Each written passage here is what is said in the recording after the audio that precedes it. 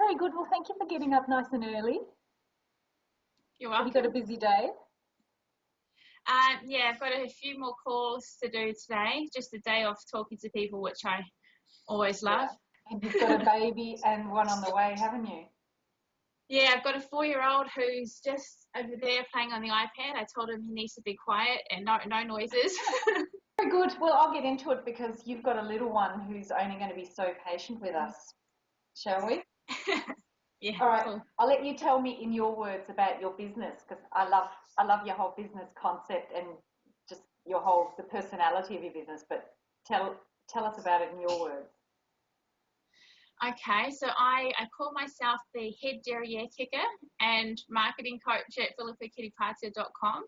And what I do is I help women who are business coaches, health coaches, mentors, and consultants to the main gist of it is to help them to get more leads into their business and to get more clients into their programs so that they can free up some of their time. Because a lot of my clients are mothers as well, so they're juggling everything in the air, and they're working with one-on-one clients at the moment, and they want to transition more into group programs where they can leverage their time better.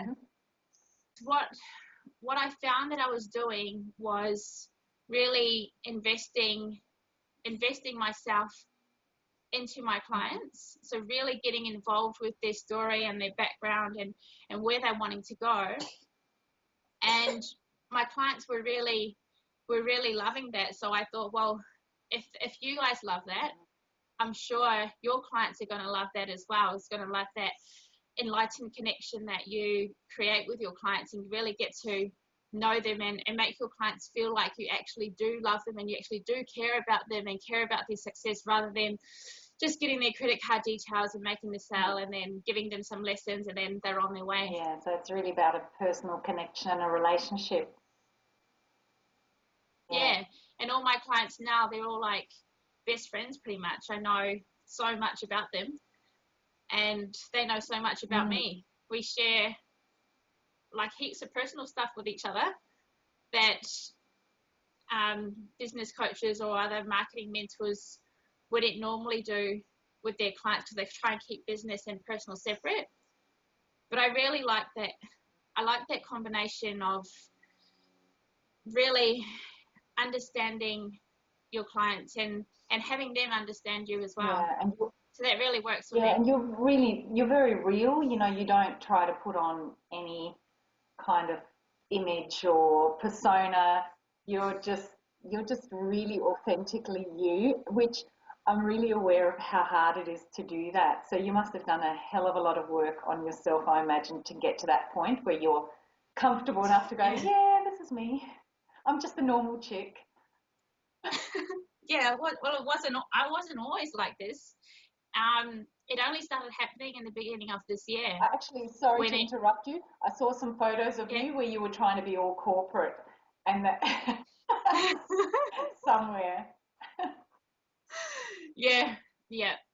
That's how I thought you were meant to be. That's how I thought when you have a business that you have to wear these corporate clothes and wear high heels everywhere you go and makeup all the time. And I even tried to like always hide my tattoo on my arm. Because that's how I thought that you were meant to be. And then it wasn't until I started working with one of my mentors, Leela Cosgrove. She's like the most out there person you will ever meet.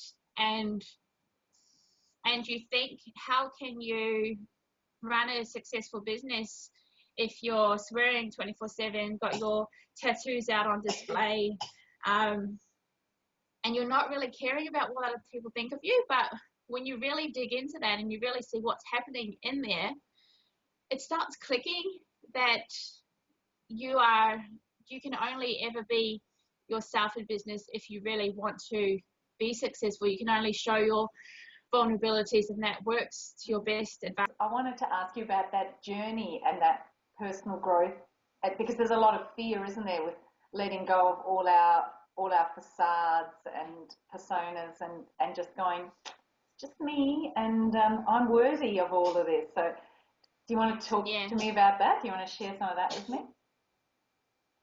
Yeah, sure. I think my fear came from growing up as a little girl. I grew up in like a poor area, and we were poor, and my dad was involved in gangs and drugs, and my mum was out drinking all the time and stuff. But even though that was a common theme around everyone that was around us, I felt ashamed of that. So I used to try and hide. When I used to go to school, I used to try and hide that is what my life was like, and I used to pretend that everything was all fine and dandy, and I'm just like so happy and awesome and everything. So I think it came from there, from kind of putting that wall around me, that I felt safe in, that I felt that I wasn't going to be judged on. Where it first started turning around was when I went to a speaker workshop thingy. It was this 5-day workshop with this guy called Sean Clark here in Australia, and we did these gifts assessments. So we just answered like all these questions like A, B, C, and you get so many points for each one, and then you get like this report out telling you what your natural gifts are. And my 2 highest gifts were the gift of wisdom and the gift of knowledge. And so the way Sean explained the gift of wisdom to me was that I knew things that I didn't necessarily learn in school. And Amber McLean was another one. She's in Australia as well. That really helped me to believe in myself and just helped me to come into my own, is what she did. Yeah. Which I think I'm almost there now. Probably not 100% there. I've still got a whole lot of stuff to work through. It's peeling back the layers of the onion, isn't it? You go, oh, bloody hell, there's more. Shit, more? Give me a break. Yeah. But yeah, Amber McLean's really cool like that, isn't she? Because she's all about just being real. Yeah. And I think women relate really well to that, and I think that's why there's such a huge movement of women coaches and women teaching women, because we're all kind of, the ones that are a bit further ahead are going, it's good, you can do it, come on, you can do it, step up, to where I am. And it's just a really nice energy, and I think women really want to connect on that personal level too, which is why you're doing so well with how you approach things. So it's cool. Yeah. Good, you're doing good. You're kicking goals, girl. I really loved how social media worked, especially for businesses. And I love that you could get clients without spending a whole lot of money. And because I was such an introvert, and I didn't like talking to people, I'll be the one at the party sitting by myself waiting for someone to come and talk to me. Very hard to drum up business like that. I realized that you really need to figure out who you are and what your message is and what you stand for and what you stand against first, and then getting clear on your ideal client before you can actually start marketing. Otherwise, you're not going to get great results. You might get like so-so results with pretty dumb clients. But if you do all that other kind of mindset stuff first about yourself and about your ideal clients, then when you get to the actual marketing stuff, it just makes it so much easier, and you attract so many better people than you would otherwise. So I've kind of like amalgamated all the stuff that I've learned together. And that's what I'm teaching now. And then after the marketing is how to sell whatever you're trying to sell. So it's all well and good to get heaps of leads in, but when you get on the phone, if you drop the ball, then it's a waste of time. I think it's really good. You've got a really unique little business, the way you've put it together, because you're not just another social media expert. There's so many of them. I'd hate to be in that space, but you're really a business coach who then teaches you how to market yourself really cheaply, I guess, because social media is awesome for that. But yeah, you know, if you're not clear on what it is you stand for and who you are, you're not going to send out a clear message, and then you're not going to get, you know, the clear channel of clients coming back to you. So yeah, that's really cool. And do you find that for yourself, as soon as you got that clarity and really owned who you are and what you stand for and you're all about, it did just start flowing a lot easier? Definitely did. Yeah, when I was working on that on my own stuff earlier this year, I was making like $1,000-$1,500 a month. And then when the penny dropped and I started being myself and coming into my own and showing more of myself and my vulnerabilities and sharing my stories and stuff, is where I started getting higher quality clients, and I could put my prices up, and I did. And now I'm making, this month, you might see on my target behind me for October, my target for sales was $10,000. But this month I've made $13,200. And it was only a few months ago that I was only making like $2,000. So crazy, isn't it? It's nothing. It's not even anything new. It's just being yourself. Being yourself adds zeros to your income, doesn't it? It's just another zero. And it sounds so easy just to do. People say it all the time. Just be yourself. Just be authentic, as if you can just wake up and say, today I'm going to be myself. But it takes a bit of work to get there. You have to be really brave, don't you? Because you have to really surrender and have some faith, and there's some big fears that get in the way, and shit keeps getting stirred up. The closer you get, the more crap starts getting stirred up. So and you start telling lies to yourself, like you're not good enough to charge $1,000 or whatever, or you're not worthy enough to teach on this subject because you don't have these qualifications from a university yet, and all that stuff. So that gets in the way as well. Yep. Success to me is when I've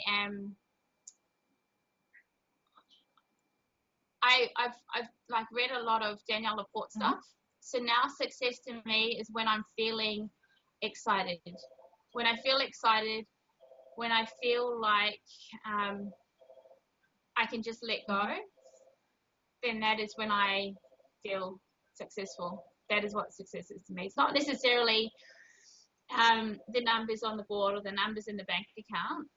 It's when I'm feeling how I want to feel, which is excited is my core desired feeling, is I want to feel excited about stuff, whatever I want to feel excited about. I like that. That's a nice one. It sounds like you actually finished going through your desire map. Unlike me, it's still on my bedside table. I've become much better with that. There's another lady I follow, Alexandra Franston, and she's a copywriter. She has this awesome blog post she's written about how to say no nicely, so that you're still respecting yourself and you're respecting whoever's asking you. So it's acknowledging them for actually asking you, and then it's just telling them, no, I can't, and you don't have to give them any reason. You can say my plate is happily full right now, but you don't have to give them a reason. The first one is probably to get clear on what that life is for yourself. One of the exercises I do with the ladies in my program is, like, one of the first exercises they do is they start to write down their ideal perfect day. So exactly as they're living it right now, like as if we're woken up and part of my ideal perfect day is I have an interview and then I go and do whatever, so that when you're on your journey, you know you have something to go towards. And also putting in that ideal perfect day, how you want to be feeling, which is a really powerful part of it, because if part of that is that you want to be making X amount of money, then getting clear on how that making that X amount of money is going to make you feel. Is it going to make you feel more abundant? Because then if that doesn't happen for you, which is in Danielle Laporte's desire map, if that doesn't happen for you, then there might be something else you can do that can make you feel abundant, that will still have you feeling good about yourself and not beating yourself up for failing because you didn't make that much money that you wanted to make. So getting clear on your ideal perfect day would be the first one. And then and then just as we were talking about before is trying to just be yourself. And another exercise that I get my ladies to do is to write like a blog post. They don't have to send it out to anyone. They can keep it for themselves, or if they feel like brave enough, they can put it on their website or whatever. But to write a blog post about the things that you're hiding most from the world. So when you talk to people, what do you try and hide from them so they don't find out about you? What don't you want people to find out about you? And then that just opens you up. If you're sharing the things that you're hiding about yourself the most, if everyone already knows that, then there's really nothing left to hide. Very powerful. I like that. Yeah. So in my one, I wrote one earlier this year. It was about me lying to be cool, like embellishing my stories and pretending that I was from a happy home when I was a kid, when really I wasn't. So that was the thing that I was trying to hide about myself. Once I got that out, then there was really nothing left for me to hide or anything. And then the last one would just to get really clear on your ideal clients, to know who they are inside and out, to know their deepest, darkest passions and desires, and way more than just knowing how old they are and if they're male or female and what they do and all that stuff, but getting into that stuff that best friends will know about you. So your favorite movies or favorite TV shows, what you get angry about, what you believe to be true about the world, all that kind of stuff.